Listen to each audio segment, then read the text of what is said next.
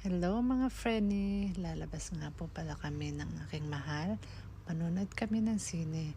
At dahil hindi kami natuloy ng isang araw kasi may bata kaming kasama, hindi ina-allowed ang bata dun sa papanood din namin na Deadpool.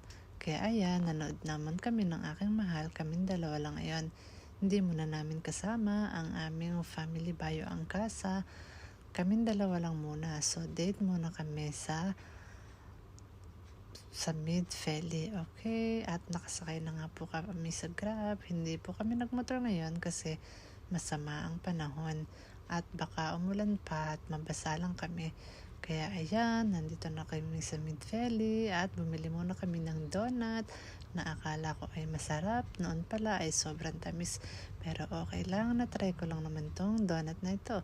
At ito nga pala, bibili kami ng popcorn ng aking mahal para naman kami may makain dun sa loob ng sinehan. Ayan, palagi kami nanonood ng aking mahal. Ito yung aming bonding. Pag meron kaming magandang palabas na nakikita, ay pinapanood namin. Siyempre, hindi naman trabaho ng trabaho ang gagawin namin dito sa Malaysia. Kailangan din namin mag-enjoy.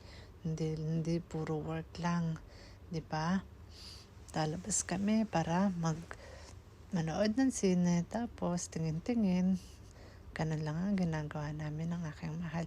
At pag may nakitang bibilhin, bibili lang kami. Ayan, at pupunta na nga po kami sa sinehan. Nasa number 4, yung aming sinehan na pupuntahan. At in fairness, konti lang ang nanood ngayon guys.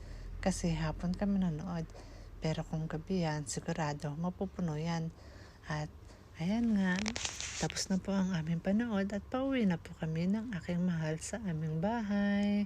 Salamat nga pala sa inyong lahat. And God bless. Bye!